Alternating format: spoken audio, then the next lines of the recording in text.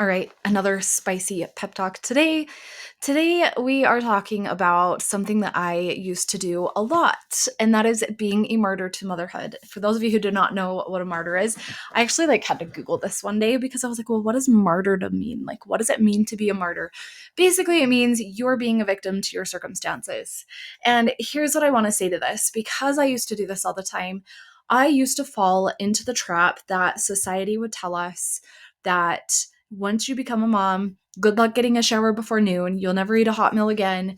Um, Basically, you're going to walk around looking like a disheveled mess with a top knot in your hair and spit up all down your t-shirt.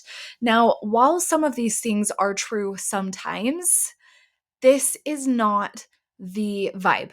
This is not how you walk around all the time as a mom, and you are very much in control.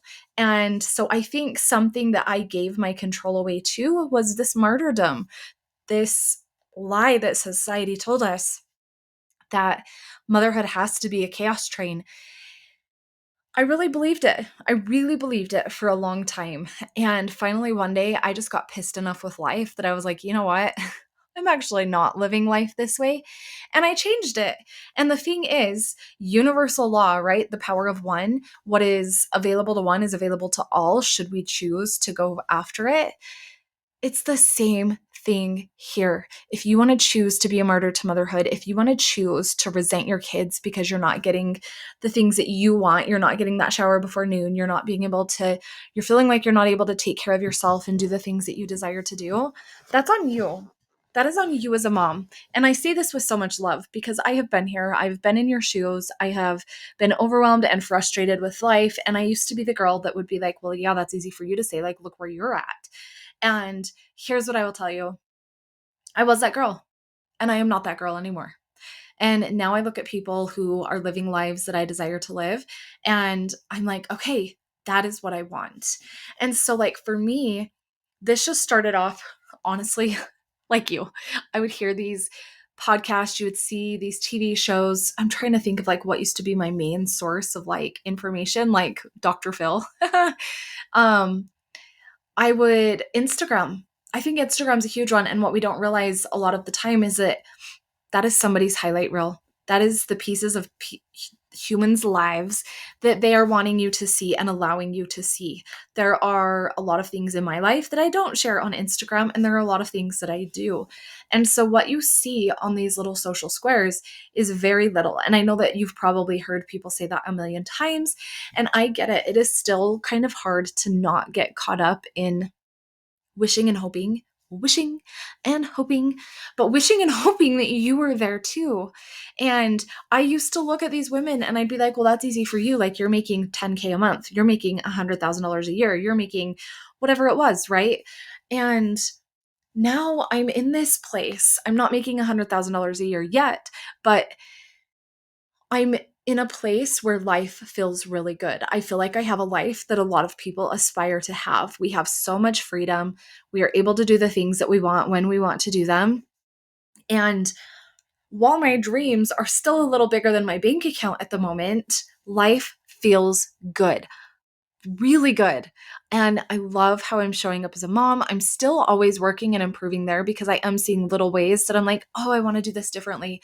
Oh, I want to be better here. Something that's always been really hard for me is just like sitting down and connecting with my kids. That has been hard for me.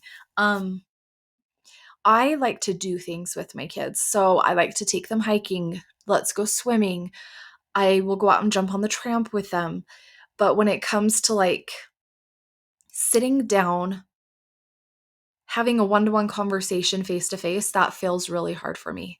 And so I can have a conversation. I especially at one place that I really like to talk to my girls when I want to shift something, and this is something that I've wanted to shift.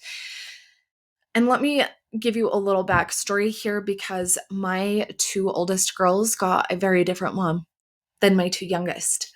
When I had my oldest, I was the overwhelmed, frazzled martyr mom. I absolutely was. I will not deny that at all. And so her and her sister, Ken and Ella, they got the quit your down bawling. I'll give you a reason to cry. They got spanked. I yelled. I yelled a lot more than I care to admit. I was overwhelmed and frustrated all the time. I was snapping at them. And looking back on it now as I'm reflecting back, I can see where I was projecting my own shit onto them. I was almost blaming them for my life being a disaster. And it wasn't their fault. It wasn't their fault. This was all me. This was me letting my overwhelm and frustration drive my emotions. And then instead of choosing how I wanted to show up and respond, I would react to everything. And I would react not in the kindest ways. I would snap at them. I would not be the nicest human. I would snap at my husband. It's almost like, you know how when you get mad and then somebody comes and tries to talk to you and you just turn like a dog barking at something? Like, I picture a dog biting at a fly. Have you ever watched a dog bite at a fly? Like the fly gets close, close, close, and then all of a sudden the dog snaps. That is how I felt like I was. So they got that version of me to me drawing the line in the sand, deciding that's not how I was going to be anymore. Now they have a very different version of me. They have a very regulated version of me. They have a version of me who knows that emotions are okay to feel and okay to speak. And in our house, we can talk about everything, but they don't believe all of that yet because of how I was in the very beginning. And I was that way for many years. I think probably my oldest was about 8. Was she that old? Maybe 7, 6 or 7. When I like really decided I was going to change things. But then again, like it takes time to change old habits, right? And so they got that version of me. And so now that I have shifted, I'm just noticing, I don't want to say like where damage was done, but I'm just going to say it that way for lack of a better term. And so part of me is like, oh my gosh, like they're teenagers now. I'm too late. I've had all of these thoughts come up, right? But it's like, no. How can we find little ways to not be a martyr to the circumstances, to stand in our power and to shift it? And for me, it does. It feels like really hard work. It's really uncomfortable for me. Like, I feel like we're very open in this house, but a lot of the times I'll say things in a joking manner to kind of lighten the mood, lighten it up a little bit. And I really struggle.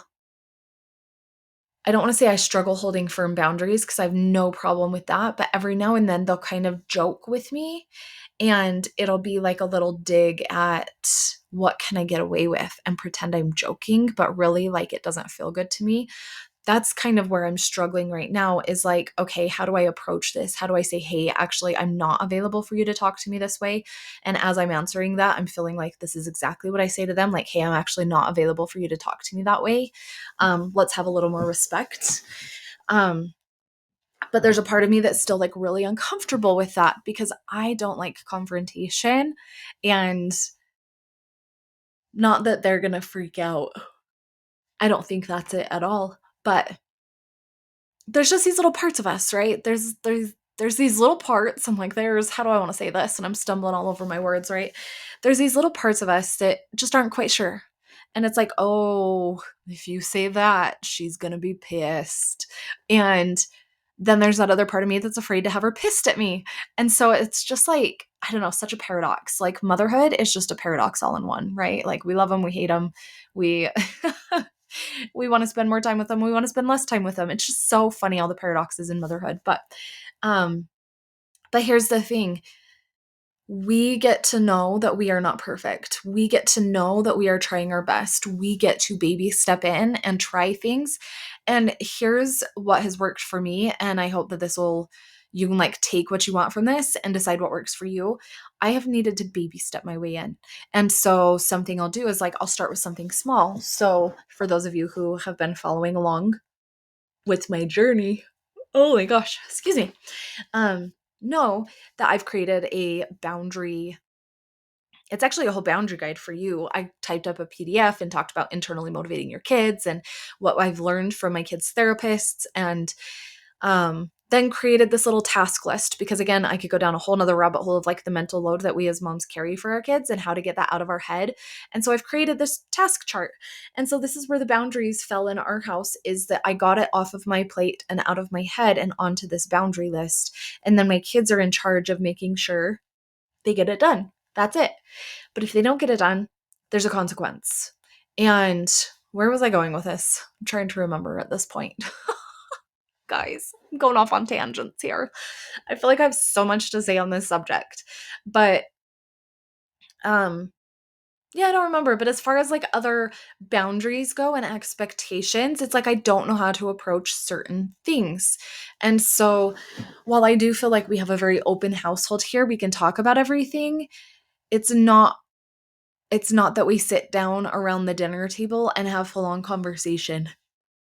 Um it's kind of like asking questions and then naturally, I mean, and teenagers are this way anyways. They kind of are, their brains are wired to kind of pull away from us as parents as they get older. And that's natural. That's so we don't have 40-year-olds living in our basements, right? But we haven't like sat down and have all these deep conversations around dinner. Like I feel like maybe I believe that a lot of other people do, and it's probably not true. Um, but I am able to have some conversations with my girls, especially they'll open up to me like when we're driving in the car because it's not like sitting there one to one, we're staring at each other. Um, Holy cow, you guys, why am I yawning so much? Energy is shifting. Um, but if we go do things, then sometimes it's easy to get them talking. And so it's just like finding what works in your home and knowing that if you are not happy with something and you don't like something, you can change it at any time. I am not going to sit here and tell you how easy and simple it is. It's simple, it's not easy. It is still out of my comfort zone to try to open up in certain ways to my girls to get them to talk to me. It's still a little difficult sometimes to like stand in my power and draw a boundary on the way that they treat me because I'm afraid of upsetting them. I still have that. I am not perfect, but showing up the way that I show up and now deciding what I am no longer energetically available for has negated some of those behaviors naturally. And so it's like when your kids feel this, like, oh, mom's not available to mess with, like, they're going to feel that and they are not going to do it, right? Kids have a BS meter like nothing, like no other. You just can't slip anything past them. But when you are complaining that motherhood is hard, when you are complaining that you never get a shower, you never get a hot meal, you're always covered in spit up, it's time to look inside and be like, well, why? Why am I doing that? Am I not allowing my partner to support me? Am I not receiving support? If somebody offers you support, are you saying, oh my gosh, that would be amazing, thank you? Or are you saying, no, no, no, you don't need to do that? Here's what I want to say to that is when somebody offers you support, they are in their power when they are offering that support. They are fully prepared for you to say yes. And when you say no, you're basically telling the universe, I am not available for any more help. And so the universe is going to listen. You're not going to get the help you want. Then you're going to continue to be a martyr, and then you're going to continue to complain, and then you're going to continue to create more of what you're focusing on, which is exactly what you don't want.